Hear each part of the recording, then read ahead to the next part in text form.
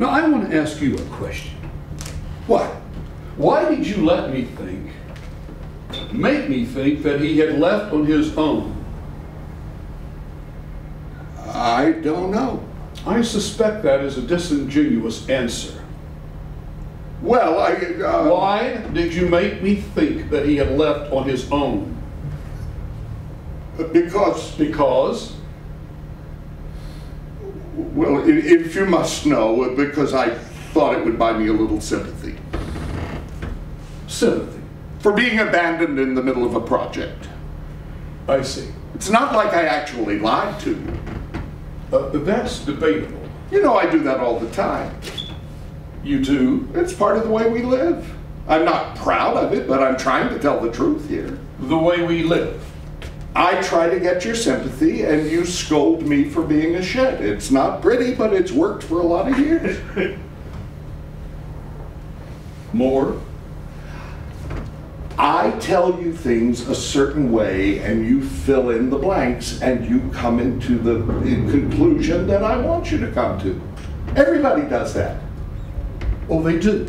Everybody tries to get people to see things a certain way by the way they present the facts. They use some words and don't use others. They shade meanings. They emphasize some facts and let others dangle. I'm just better at it than most because I tell stories in my work. I'm not a fucking script. But you're a player. I beg your pardon. You play the same game. What game? You're playing it now. What? You're playing the game now. I don't know what the hell you're talking about. Something's going on. You keep dropping little hints. You keep avoiding saying something, but avoiding it in a way that lets me know you're avoiding it. I don't know what you're... Don't play innocent with me, Myers. Don't try to hide. I know you too well. I'm not hiding anything. No. I mean... When there's something to tell you, if there's something to tell you, I'll tell you. I told you. Don't do this, Pat. You've got a secret. You don't... Myers has a secret. Believe me, you don't want to Mr. me right now. Perfect is keeping a secret. Pat! The happy homemaker has a deep, dark secret. Don't! Mr. Which Fork Goes with the Fish Course has a secret. No. Mr. Silver Spoon up his ass is holding something back. All right. Mr. Myers Rum has a secret. All right, Pat. Pride of the rum runners. Shame of the old guard. I'm warning you. Mr. Myers' little Billy is a queer. Coogan. No. Little Johnny Coogan. No. John Patrick Coogan. Please. What do you think, sister? Little Johnny Coogan ran away from the orphanage and went down the railroad tracks. You promised And you swore you'd cops. never. Yes. Little Johnny Coogan. No. John Patrick Coogan. Cruel. What do you think, sister? Do you think we ought to put little Johnny Coogan in jail? Mr. Myers Rum's Billy is a queer. Oh, I'm warning you. Have a homosexual. You shit!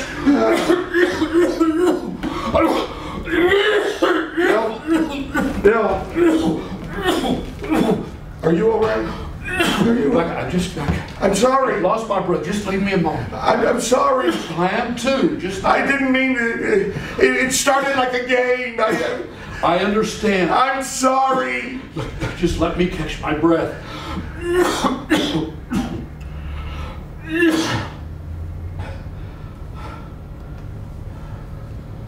So, what's the secret?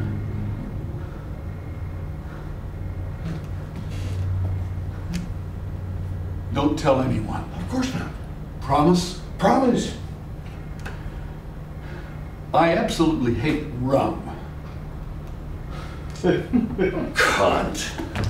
Don't worry about it. What I do? There's something to talk about, we'll talk about. What was that? What was what?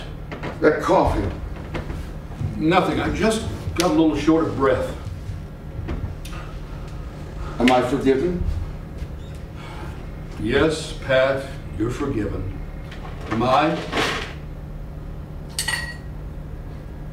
I suppose so. You suppose. Typical. Always has to have the last word. But that's what you like about me. It is? You like that I run roughshod over you. I do. Gives you a sense of nobility.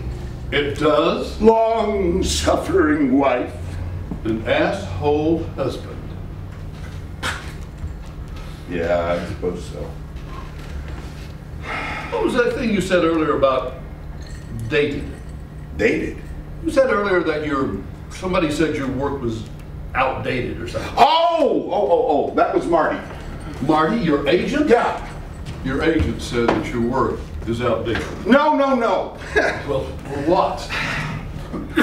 You remember that little two-hander I wrote for the college and the community theater in Ohio last year? One about the two college students? Yeah. Great excuse for an opening night party. World premiere. You get your honors any way you can. Well, Marty had a new assistant, and I guess he didn't know who I was because when I sent Marty a copy just to see what he thought, the assistant got it and sent it out for coverage. And I guess the guy doing the coverage didn't know my name either, because when the coverage came back, it called the piece dated and out of touch with the modern world, not edgy enough for today's audience, and suggested that the writer take a good course in playwriting. Oh my God. Well, Marty thought I would laugh, and I did. But, I don't know. Sometimes I wonder, I don't think audiences, all audiences, I don't think they want to be beaten over the head with sex and violence and politics and stuff. Certainly not. I think sometimes they just want to see a story about two people who try to make it work and fail and try again and succeed. Something that lifts them up, that gives them hope, that shows them who they are when they're at their worst and when they're at their best. Oldest formula in the book. Boy meets girl, boy loses girl. Boy gets girl pregnant. Shit, that's the modern version. Or boy meets boy. Oh, let's not even go there. No, you heaven forfend. I did a little sketch one time. The house lights go out, the audience gets quiet. Man comes out of one side of the curtain, a woman comes out of the other. They're both wearing robes. They drop the robes and they're completely naked. She looks at him, wiggles her tits at him and says, "Bitch! Bitch! Shit! Fuck!" He looks at her, wiggles his cock at her and says, "Motherfucker! Cocksucker!" And then they both pick up their robes, turn, say to the audience in unison, "Now that that's over with," and leave. Then the play begins. Cute. I don't know. Sometimes I think maybe my work is dated. John Patrick irony. What? We're on one of several terraces of a multi-million-dollar estate, paid for with your writings. There's a $150,000 Rolls Royce in the garage, a $50,000 Mercedes in the driveway. We're both wearing $20,000 watches. And our dining table, will God ever forgive us for this one, is a 14-foot slab of solid onyx. And you're wondering if your work is dated. Yeah, ironic.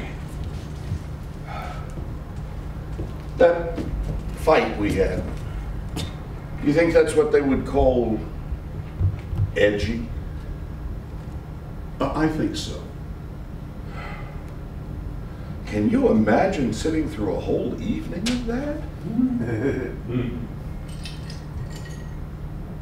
You mean us? Well, look, if you like, we can fly to New York together and come back by way of Palm Beach.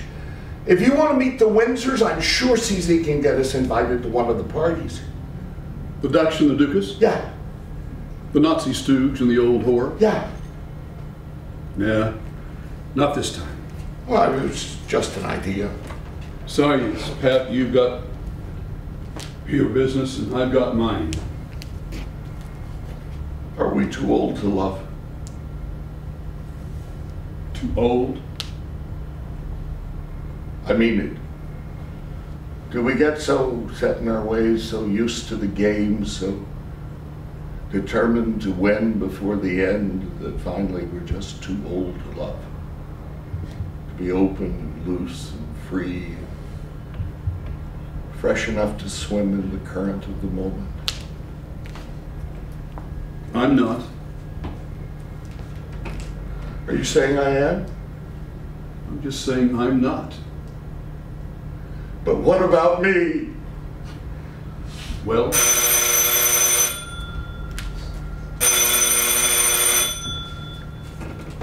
hello. Well, yes, officer. Thank you. We appreciate it very much. Thank you.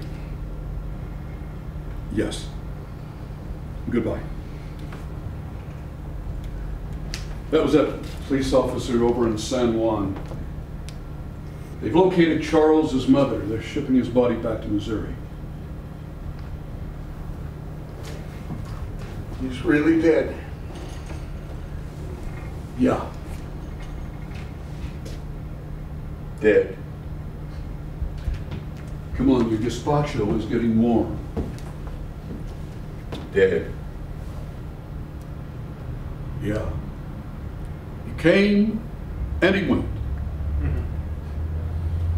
Shame on you! I'm sorry. Come on, let's go. Time for lunch.